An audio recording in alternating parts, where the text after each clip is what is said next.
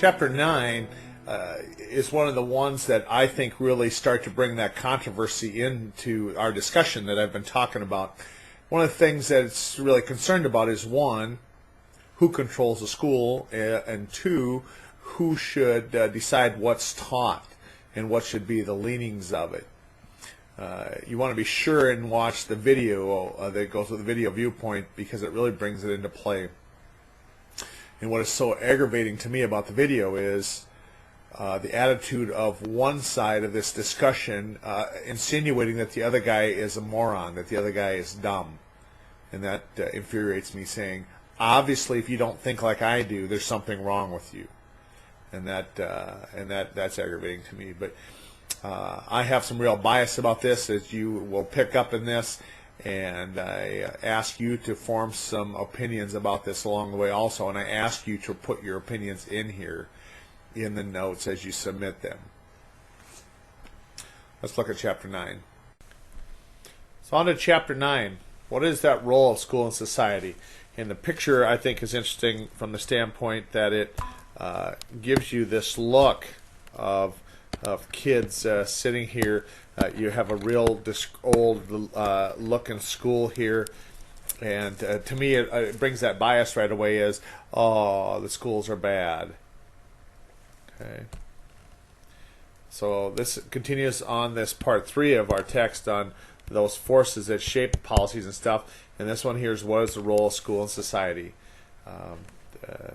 And look at the different things. It's one of the primary institutions of society because of its role in cultural transmission and societal development. Okay. Now, having said that, let me say this to you. This is what homeschool is built on. This right here. Now, say what you want about homeschool, and I've said, I'm kind of neutral on it, but homeschoolers choose homeschool to get away from the cultural transmissions and the development of society. And as you'll see in this chapter, these authors and public education in general will say that we will form our society from within the school. And what homeschool people say is the families are still that building block, and the families will transmit the culture and society. So it makes it interesting. So here are the focus questions. Why are there complex relationships between schools? This is well answered here. When did tension develop between school and society in the United States? And which 3 models of sociological analysis are used? And you're going to want to be able to name these 3 models. Okay. Conclusion about success of schools, and you're going to want to be able to understand, communicate that also on this side of your textbook. And this is how it's broke into these things right here, these 4 things. Education and that tension, and from that tension is what confidence is there, what education and during social issues, and why is there tension between these institutions of family, church, and school. And sociological modes of analysis, how do we analyze our school from the functionalist perspective, or the conflict, or a symbolic interactionist perspective? And again, like all these, you're going to want to have a solid idea of what these 3 things are and explain them, so that you'll know the influence that it has on school when you're teaching. And of course you're going to want to know them for the test. Then sociological perspective and educational issues, like what are the issues for teacher recruitment and school violence? And it does a pretty nice job of that, and it takes us to our schools failing. You will have to read some of this. There's so much information, especially down in this area. You will have to read this to do well in the test, or you're going to be mad at me. Well, here's that tension. Frequently there's tension exists between institutions and society, okay? And this one especially true with education, because education is dealing with these impressionable students.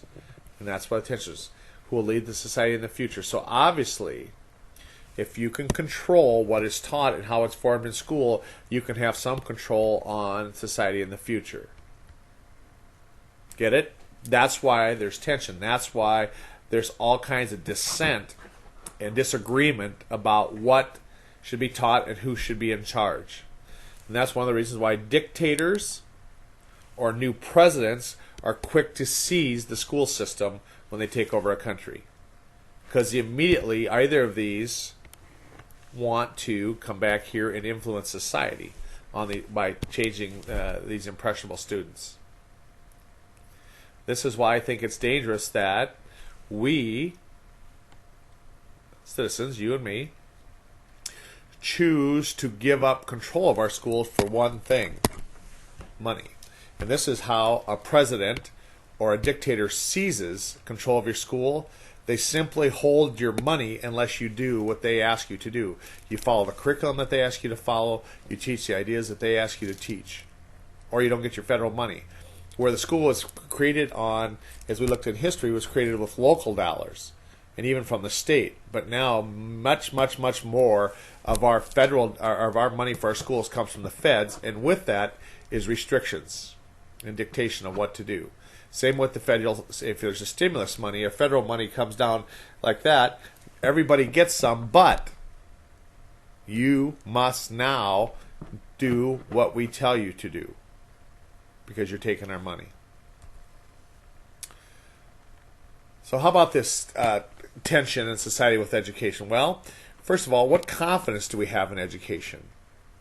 The nation's founders proposed a mass educational system, and we called it public education. Okay? That would be free to most citizens because they believed that a diffusion of knowledge to the general population was important for building a nation. Okay? Because we knew how bad illiteracy was. And then they wanted a consistent and systematic education that would produce individuals with a strong sense of civic duty. Okay, what is civic duty? Civic duty is to serve your country. The literate citizenry was viewed as necessary in order to produce loyal Americans. Okay, here's some buzzes. Loyal Americans develop moral training and promote social stability. Therefore, we need this mass educational system. Largest entitlement in the history of our country is public education. Okay? Thus, public-supported mass education became a foundation for the educational system in the United States. What do you think? Do you believe that the free American educational system educates people to be good citizens who are moral in their deportment and stable in social relationships? This is your first one that you answer. Put this in your notes. Stop this and answer this now.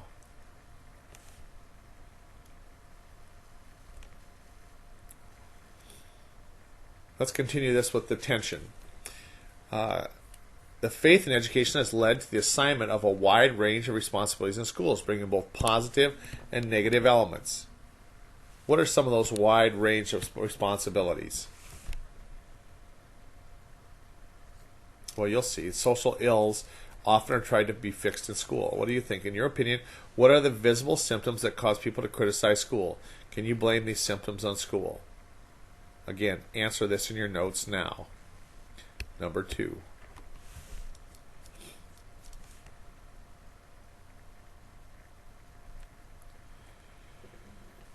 It is well documented that the schools are increasingly assigned responsibility or irresponsibility for enduring social problems. Rather than address the problems of the public attitude, media and advertising, schools are assigned responsibilities for things like this: drug and alcohol prevention, sex education, anti-violence, tobacco.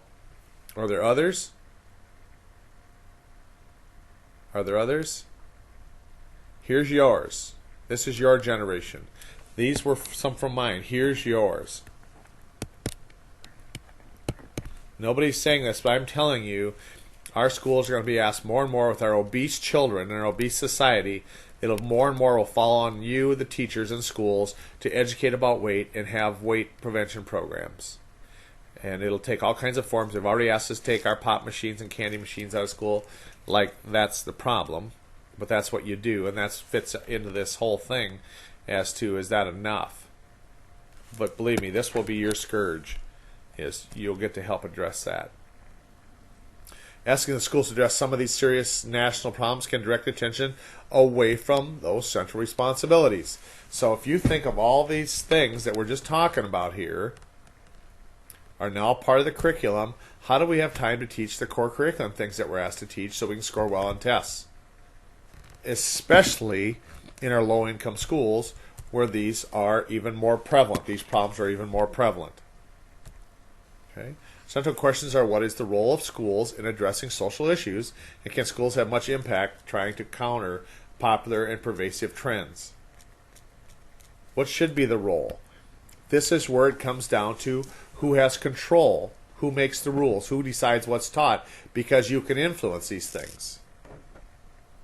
What do you think? What is the role of schools in addressing these issues? What are some issues that schools are currently being asked to address that could be addressed in other institutions? This is number 3. Stop now and address these.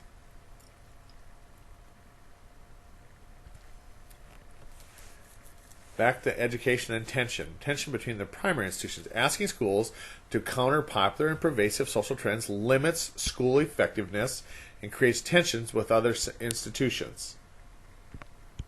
Which ones? The result is intergenerational tension. Okay, here's the one. Intergenerational. What does that mean? Well, these older generations question values and actions of the youth. Not new. Not new.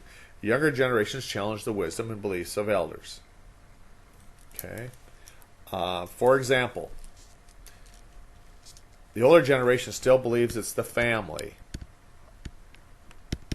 is this stable thing that should teach values and morals.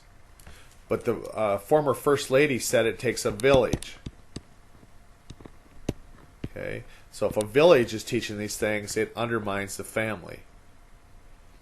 A former Vice President of the United States said parents don't understand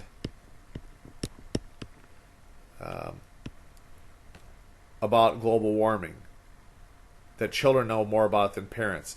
And again, undermining parents.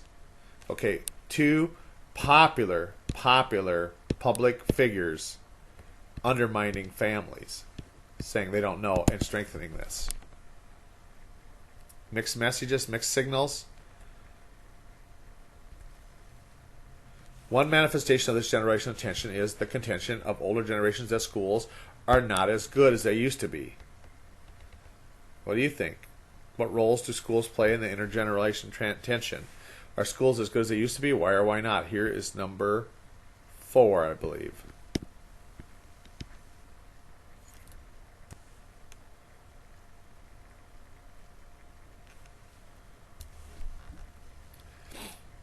More on tension. Education and family responsibilities. The early years are the years that most rapid societal and cognitive development.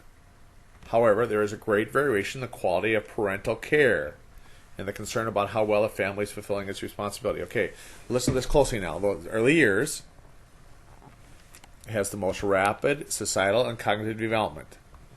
Obviously, that's well documented in your child development classes.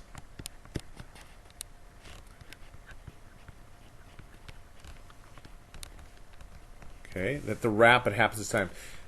Here's what the concern is, that there's great variation in this parental care and the parent's ability to develop that child development things.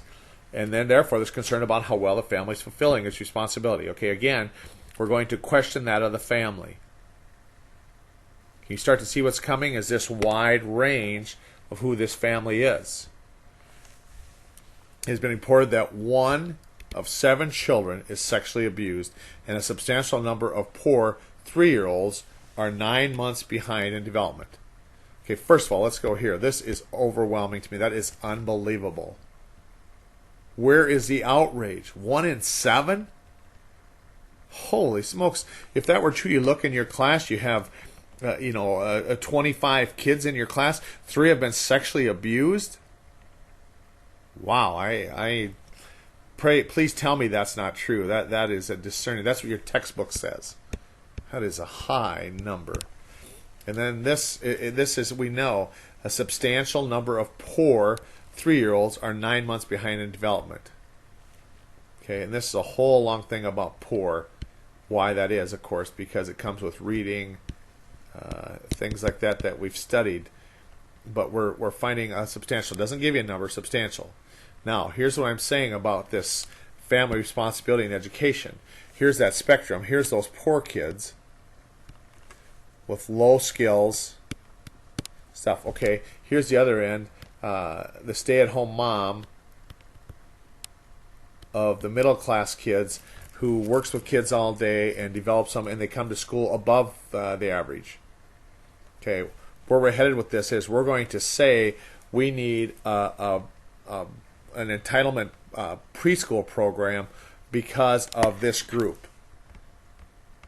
Okay, this is what I think is interesting here, and this is, you sense my bias here, but because of this group of kids, we're going to have preschool for all.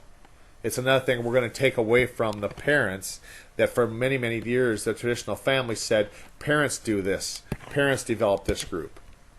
No. Now we're going to say the government needs to do it. And everybody gets to pay for it.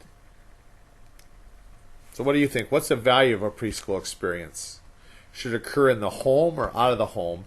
And does it make a difference where that happens? Now, based on what we're saying, what will be the difference if it's done in the home or out of the home? And will formal preschool experiences reduce the number of sexual assaults or bridge the gap between poor and rich children if nothing else changes? Well, what does this mean? Nothing else changes. So, can preschool impact their earning ability? Here's another thing that I think is interesting. And again, I'm biased. Know that. This was the last preschool, and this affected our house a lot. Preschool is the last bastion of the free market in education. Okay, and this is and this doesn't count towards anything, my opinion here. But it was the last bastion of the free market from this. That as a consumer, I have children, I got to shop. I got to shop for the best preschool that I could buy, that I could find, and then I bought that. Then I bought that preschool. And now what federal government is saying, we're going to take this away. You don't get to do this either. Here's your school. You now get whatever that curriculum is, whatever those teachers are teaching, that's where you're assigned, just like the rest of your public school experience. So now, not only we're going to take it from the home, we take it from the marketplace. When this comes, and the current president has assured that this will come, is entitlement to preschool, what will happen to all these current preschools, the private ones that have been set up, all the different agencies that run the private school? No, they're not going to serve these kids. This is going to be put in the school buildings. What will happen to all of them? Help me with this. What is the connection between sexual assaults and preschool? Why is that reported here, that 1 in 7 children are sexually abused, and we relate it to preschool? Hard to figure out. I don't know what the authors are getting at there. Read this part. So here's some more of this tension in education. Well, conflict between education and religion. Now that can't be new to you, right? That can't be new. Early on it was perceived that public schools further the Protestant beliefs. And so Catholics created their own schools. Now, if you did your work in the last chapter about Reformation, if you did that, you understand this. If you didn't do that, you don't understand this. But nonetheless, the Catholics created their own schools, and it's still evidence. They're at one time, especially here in the Plains, almost all communities either had or had access to Catholic schools. They've disappeared. I think right now there's 4 or 5 in the state of South Dakota. 5. Most are what we call diocese supported. They're parochial schools, were supported by churches. Okay. Now we've had Catholic schools have somewhat subsided, but the Protestant schools, the Bible teaching schools, have come on the scene. And again, it's in response to this conflict between the government and religion, between schools and religion. And so you'll continue to see this, that homeschool is a reaction to this conflict, as well as Christian schools. Okay. I say the Catholic school number has kind of plateaued a little bit, but we're starting to see more increase in Christian schools. Okay, and over time, legal decisions clarified the separation, but did not eliminate the conflict between church and state. Okay, so there should be a separation, but the conflict there, because so many things are often, at least again, my kids go to a small Christian school, that there's continually conflict what's taught in school and what the Bible teaches and what families believe. And so we see this mass exodus out of the public schools because of this conflict. In fact, some places public schools are viewed as anti-religious. Who knows, because you're not allowed to speak of it. Only the Christian. You can speak of other things. Muslim, Hinduism, the Native Americans, all the other groups are certainly welcome to practice, express, view, display. It's only the Christian faith that's under attack. Look around in your schools and see how we honor those others and do reports on them, but people refuse to touch Christian type principles. For one thing, they have terrorized us with threats and send kids home and can't wear that cross and things like that. So they're viewed as anti-religious. What do you think? Does teaching creationism amount to teaching a religious doctrine? What are the differences among creationism, intelligent design, and evolution? So here is number 5 that you'll respond to on your notes. Stop it now and respond to these two things. This has to do with the video.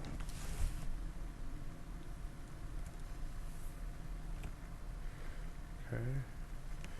So that's the conflicts we talked about, the Education and Attention Society. Let's go on to this modes of analysis. Sociological modes of analysis. There's 3. Functional, conflict, symbolic interactionism. Spell check doesn't like this word. Okay, you need to know there's 3, and you have to know the difference, be able to distinguish the difference of them. It'll make you aware in your schools the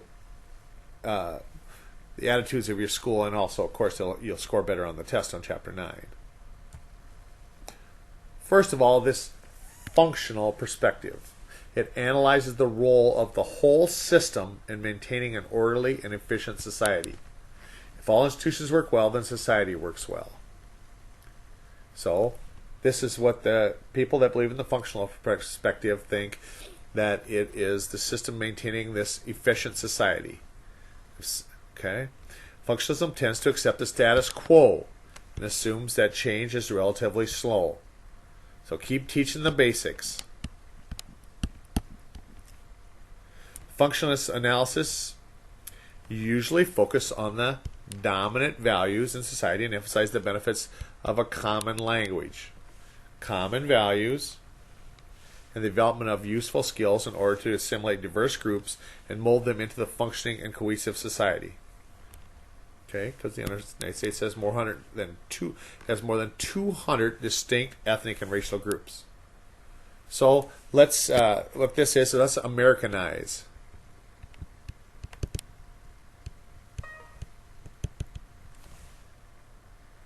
Let's Americanize these groups. Let's teach this common language, common value, and common skills, and then we'll have a common group. Okay, it's interesting that you would be able to teach those in that way. And so, with this 200, different groups, create some things. So, what you're after is this. Here's a term you're going to want to know: this social cohesion, a major concern of interest by those looking at education through the functional perspective. That we're all doing the same. Can you see some problems with 200 groups that we're going to teach common values? Okay, very interesting. Functional perspective.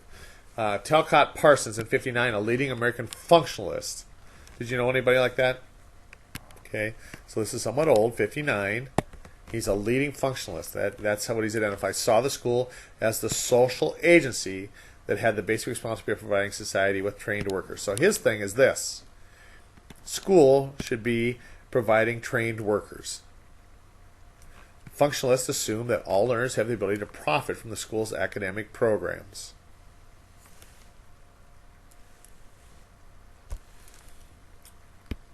They should all profit from those programs. They believe a role of the school is to serve as a, get this, a sorting mechanism.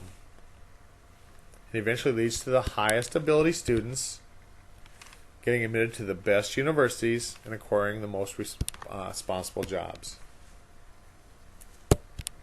This is what the functionalist says, that one of the functions of school is to bring the best to the top based on school. This view is based on the assumption that economic rewards are distributed on the basis of individual merit, that schools provide equal opportunities for all. That's that functional perspective.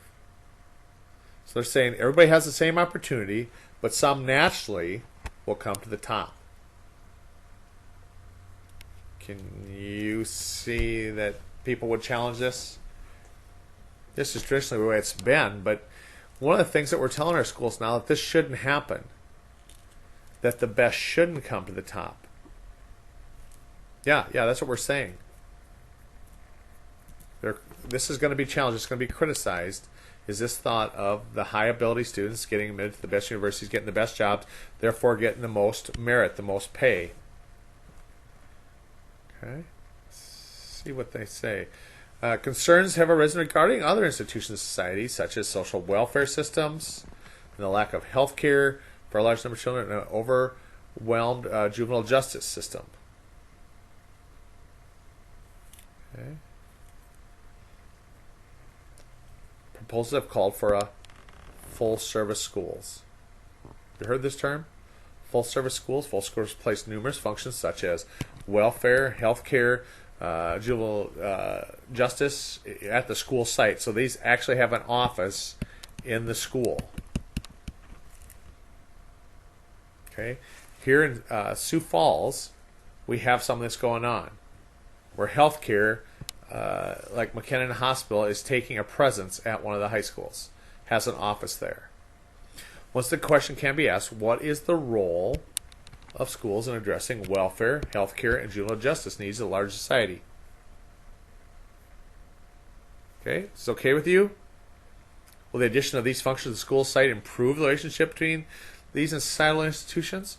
Or will it lead to more responsibility and accountability for the schools without commensurate shift in resources? Okay. What will happen when we get all these? Because it isn't long, we're going to do these at school too. We're going to provide jobs, help kids seek jobs. We are going to hook them up with dentistry. And we're going to take care of all these things. You know, we really won't need the parents pretty soon. We're just going to take care of it all in school. And we're going to shift this all the responsibility of schools. When we build our schools, we're going to build a whole wing on our schools to address these things. Well, they'll be entitled to all these things. If you walk through the door, you're entitled to all these. Okay. This is the functionalist perspective. However, some socialists question some of the functionalist recommendations. Really. For example, many question the assumption that society's stability requires unquestioned transmission of attitudes and values from one generation to the next.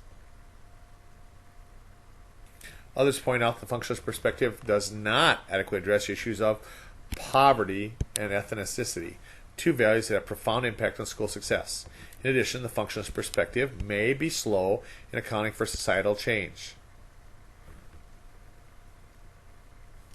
What are those criticisms of this?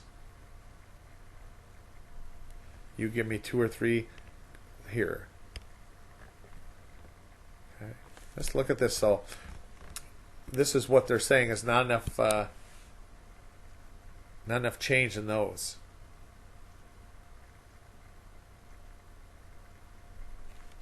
The functionalist perspective. Now we move into the conflict perspective. Functionalist, conflict. Contends that power relationships are conflicting interest influences educational policy, and perspectives and schools are considered places where power groups compete for advantage. The people that believe in a conflict perspective say it's all about the power. Because if you have power, you can make policy. If you have policy, you can dictate curriculum. Remember this one over here was the cream rises to the crop, the cream rises to the top. Okay. Here they're saying whoever has the power rises to the top. It is in the interest of a dominant power and status groups to control and shape education in order to maintain their advantage. Okay, get with this on me. Get with me on this. Maintain their advantage. So who would maintain their advantage? Okay. This is what this group is contending, this mode of analysis of schools. Here's a conflict perspective of this mode, how to analyze schools. Therefore, because control of education is basically in the hands of those in power, schools are places that represent the power groups in society and therefore perpetuate societal inequality. Okay. Factors such as social class, race, gender, and age are viewed as just as important in viewing educational programs and achievement as ability and merit. Okay, social class, there's really three. We call it the poor, middle class, and rich. Of course, race is well defined. Gender for a long time, that women were supposedly held down, and now age. Okay. So viewed as just as important in viewing educational programs as achievements and ability and merit. Should ability and merit play any role? Because the contention here is that our schools are based on ability and merit. And the people that have ability get the merit, get to excel. And the question, the conflict is saying, but what about the people of different class, different race, different gender, different age? Should they also excel? And how should they? Because they feel our schools are run for those that have ability and merit. See a conflict? If the functionalist perspective said it's based on merit, and this one says if it's based on merit, we leave this group out. It should be based on other things. Conflict perspective has its roots in the writing of Karl Marx and Max Weber. This is known as Marxism. Okay, Marxism. Like that, yes. Marxism, power and dominance are the key concepts of the conflict perspective. Who is in charge? Conflict winners succeed in having important educational resources dedicated to their programs that serve their children. People who use conflict perspective to evaluate education contend that, in general, the schools have been structured to maintain the dominance of the groups who have been the most power and who benefit most from the system. There are insiders whose status and culture have been reinforced through school experiences, and there are outsiders who face barriers to success. What are those groups? Right here. Based on social class, race, gender, and age. If you're not the right social class, race, gender, or age, you continue to be an outsider based on this model. This is called the conflict perspective. It deals with power. The functionalists say it's based on merit and doing well. This one said who has power does well. For example, most people do not realize that merit in school is usually defined and measured in terms of middle and upper class expectations. Okay. Now let's just unpack that a little bit. Middle class and upper class expectations are this: that you'll go to college, that education, the silver bullet for those groups is education. That those that go to college and get educated will succeed, will have more earning power, and have a more seamless life. Therefore, students from minority groups and from lower socioeconomic standing groups must adapt to a different set of norms and expectations that puts them at a disadvantage. Let's unpack that. So if you're not from the right group, if your values are different, you don't value the importance of education, you're not going to do as well in society. And of course, the group we studied last time that fly in the face of this is Asian. There are minority groups that come here and they exceed us Westerners. Can't figure that out. Kind of destroys this theory, but you don't see the Asian people in poverty when they become immigrants here. And what do we do with that information? Well, then this one. Conflict perspective supporters cite the correlation between parents' class standing and educational achievement as evidence in this situation. Okay. You realize that, right? That there's a strong correlation between class standing and educational achievement? Think back to your time. I know in my school it was very easily to see who the kids that weren't succeed almost exclusively were the poorer kids. Well, except the Asians, of course. I taught in an inner city school.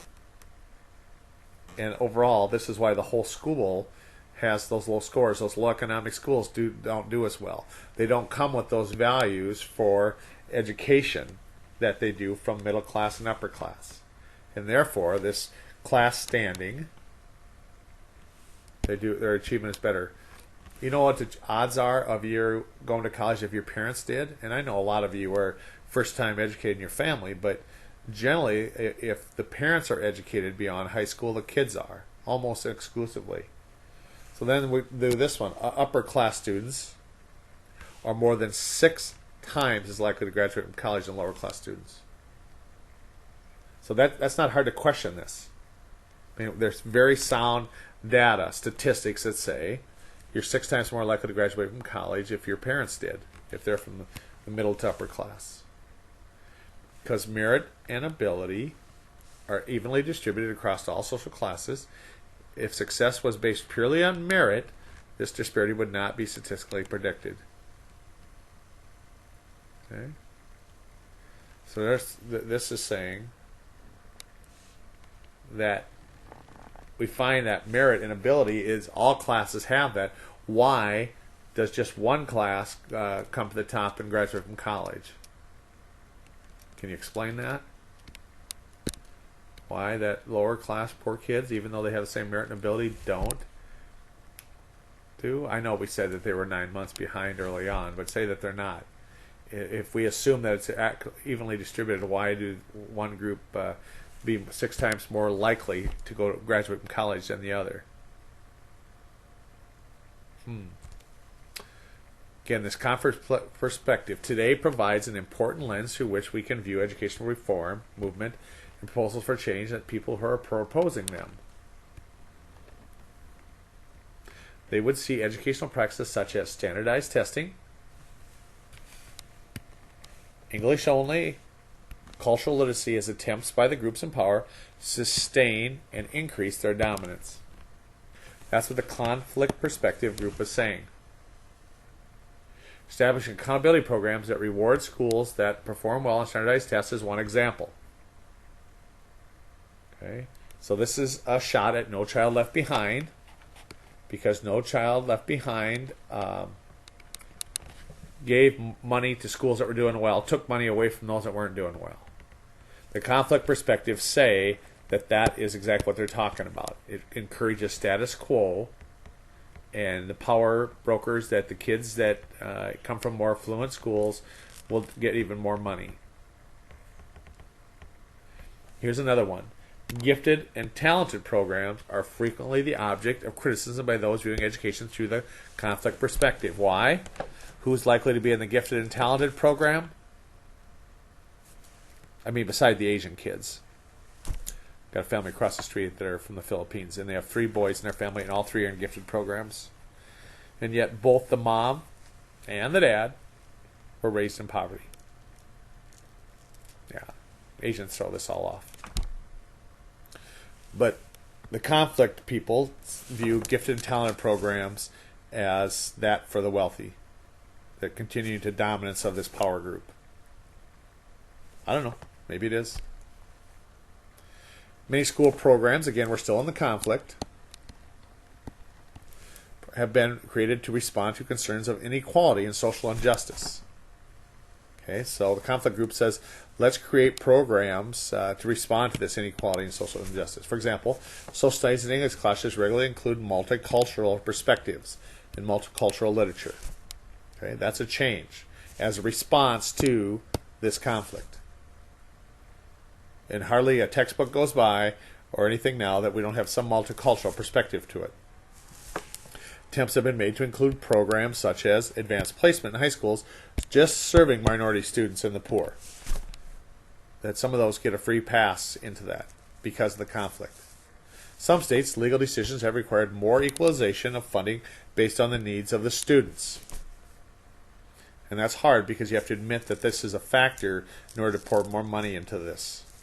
Some gains can be noted in decreasing the dropout rate and increasing the aspirations and college attendance rates of all minority groups following the Great Society proposals of President Johnson. Still a disparity between the classes, but he apparently is credited with this Great Society proposal of getting less dropout from minority kids and more attendance in college. Except the Asian kids are a minority group, but their rate is above that of the rest of us. However, it is equally clear that many of the current proposals to reform education favor the agenda of the established power. So I disagree with this. This is in your textbook, and to me, this is a political statement. This is a political statement right here in your textbook. An increased emphasis on high-stakes testing, standards applied to all students, and programs such as vouchers and charter schools generally favor higher socioeconomic status. I disagree with that. It's in your textbook.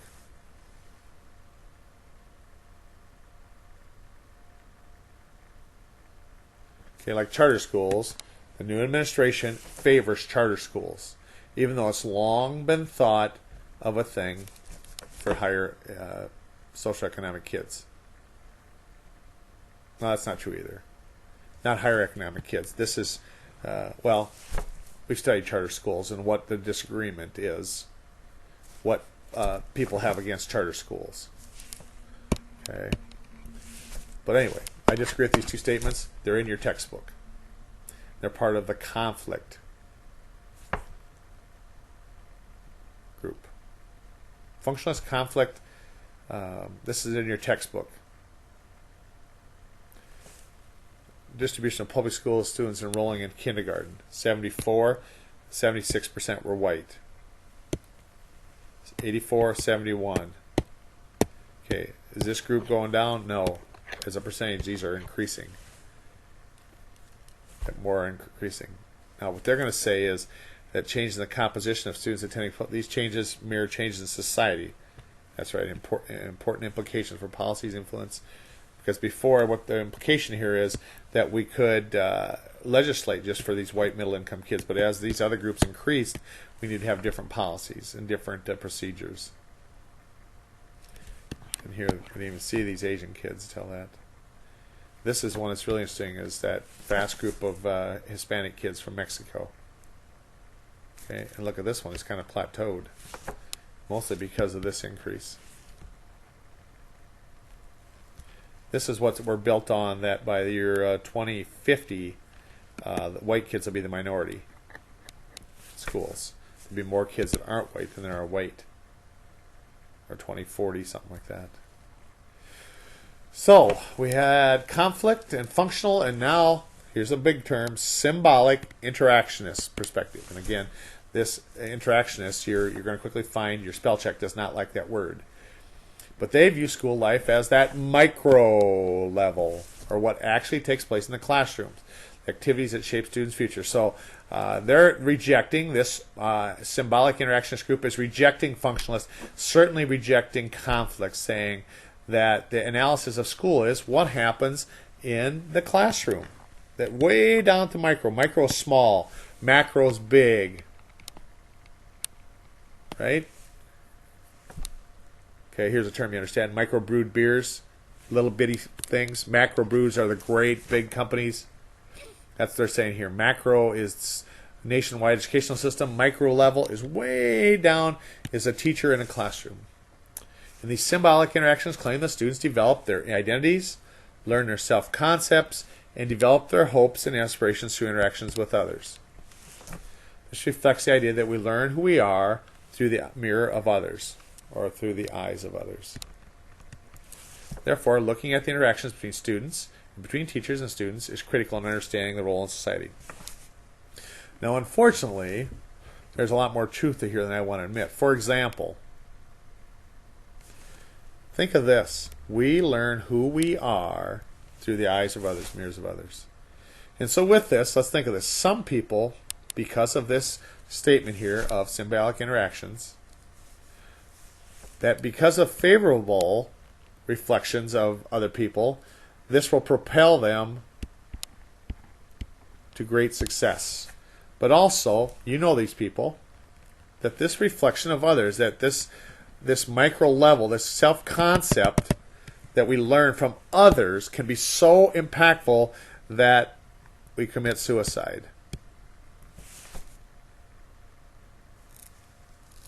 Ever hear of any kids that come to school and shoot the place up, kill others?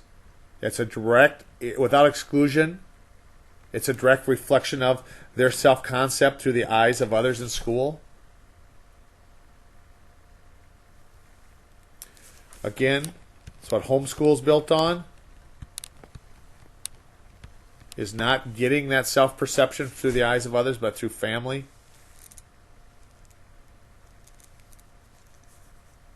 Isn't that powerful? That kind of power happens from the others, from sometimes what we call our friends. Okay? It's powerful stuff. And this symbolic interactionist perspective says this is why we have to look at these to determine, to have that critical understanding of that role in schools. So they're rejecting power and function. They're saying it has to do with understanding the role of school based on how kids feel this interaction. One dimension of this interaction has received considerable attention is that of the teacher expectations and how those influence student achievement. We're just starting to really hear this in the last 5 to 10 years is teacher expectations have a lot to do with classroom performance.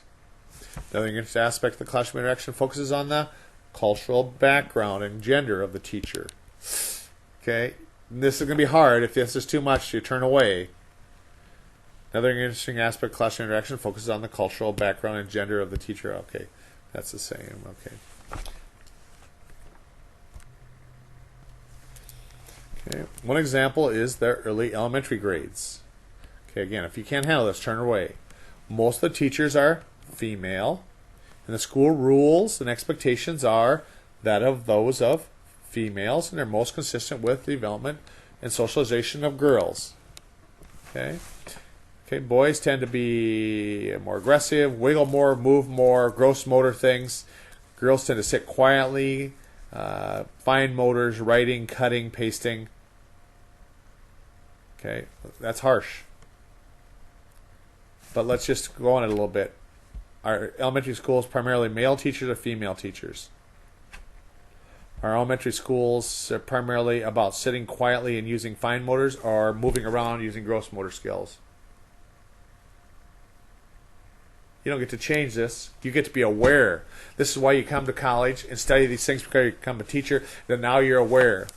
When you enter that classroom and you're a woman or a man, you understand the school is set up based on some of these micro-level things that can greatly impact learning.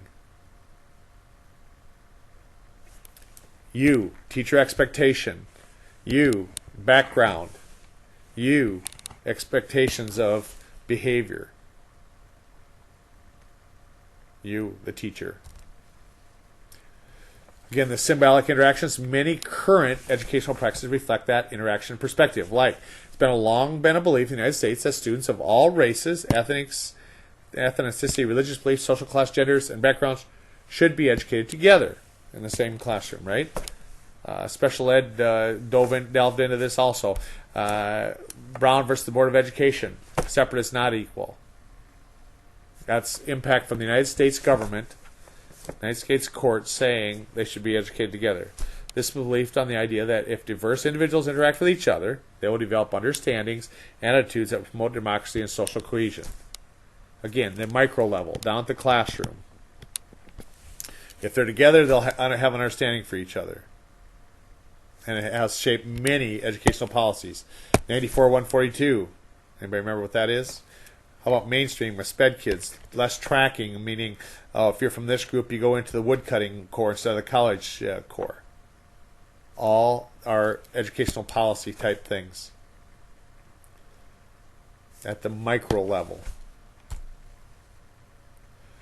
Again, this interaction, another example of influence of symbolic interaction is that teacher preparation programs that include an emphasis on diversity and multicultural education. That wants to reinforce those contributions to different groups. It's huge in our program, DSU. One of the things that we get accredited by a body called NCATE. And one of the big concerns of us at DSU is we're not diverse enough. Our student body population isn't diverse enough, and our faculty is not diverse enough. Okay, so what we're struggling with is how to impact that. How do we hire people from minority backgrounds that don't apply? Of course, in Madison, South Dakota, we have a hard time attracting them because of our pay and where we live. But recruiting in recent decades, efforts have been made to attract a variety of racial, ethnic, gender, social classes to teaching. And so, a big time thing of all schools in South Dakota is to find a variety of backgrounds into teaching. Chris, for the most part, what's that big group that are the teachers? What is the biggest group? Did you know that? The biggest group of teachers is white women. And you read the textbook, lays out all the history of why that is. Must read. And then there's a whoops that we can't explain that flies in the face of this. Big whoops. Some interactionisms, ideas that have been challenged. For example, there's evidence that students attending the same gender schools achieve at higher levels. Whoops. Therefore, there's been considerable support for creating same-gender classes in schools. This poses a dilemma. Should the priority be placed on interactions or higher achievement as measured by standardized tests? Whoops. Whoops. Because we know, and every time they test the same gender schools ought to excel the others. And both groups in the same gender, both groups do less than either of these in departments. An all-boys school, all-girls school, entirely they do better than the mixed gender. Whoops. What happened to this whole thing about interactions? They find the only increase is some cooperative groups. When they take these different blends here, racial, ethnic, gender, social class, and they do cooperative type things, the learning seems to increase. But you realize that these by itself doesn't always, even in a mixed school, even away from gender, don't do as well as more segregated schools. Okay, I know. They're going to tell you it's because we have more of the poor kids and stuff, but in reality, and this is my opinion, that when you don't have all that tension going on, there's more room for learning.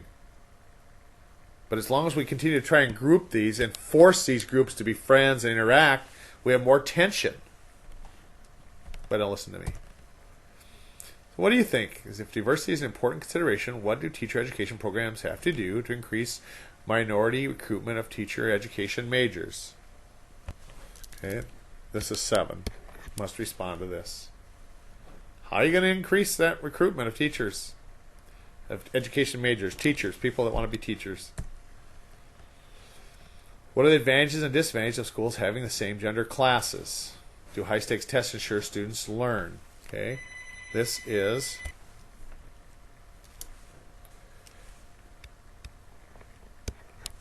number 8 there. Following issues illustrate how social perspectives can help you analyze issues and gain helpful insight. Okay, this is very interesting, I think. And again, it shows me the bias of this textbook. First of all, recruiting and retaining teachers. All the factors affecting the quality of students and education, teachers have the most impact, and we've always known that. For this reason, much attention is paid to teacher qualification and teacher education. That's me. That's why I'm involved in teacher education. However, the social standing and level of respect of teachers is not on par with other professions. Must read. This is a must because this has a lot of information about this in the textbook. What was the response to your family and friends when you wanted to be a teacher? What might be done to improve the respect and status of the teachers? Number 9.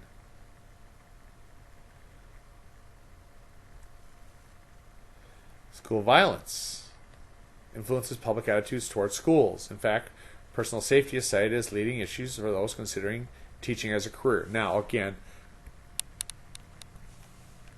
we live in a different world here, but I cannot imagine that this is, and where this is, that you're afraid is why you don't want to be a teacher. Is that for real? Is that for real? Certainly not in this area. In fact, I'm going to say to you, and this, I've been in this business for 11 years, I've never heard anyone mention safety as a concern with teaching. Never. So maybe we're not on the left coast, or back east someplace, but here in the plains, I assure you, despite what this textbook says, safety is not a concern for teachers. You will be safe. You'll be more safe, even though we've had shootings in school, you'll be more safe in school than almost any other place you go, probably including your home, that you're more likely to have an intruder in your home and harm you than you would be in school. Okay, until Columbine, we had not heard of that kind of danger in school. Okay, so, and I don't get this connection with this issue.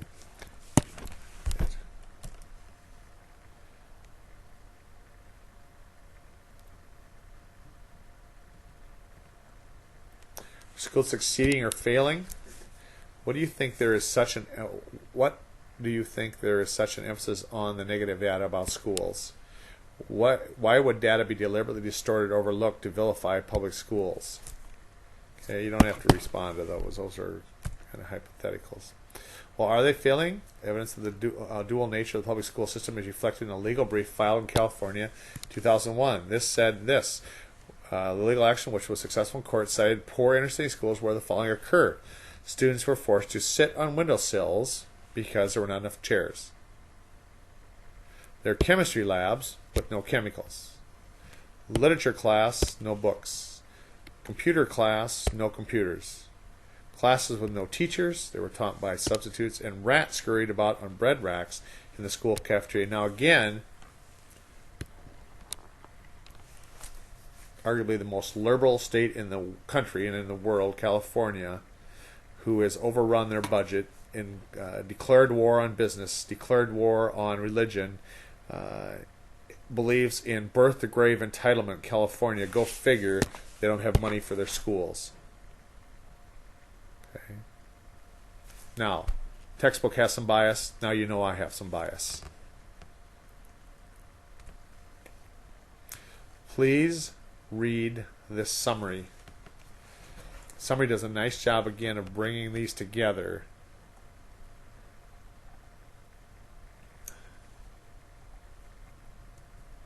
Different social modes.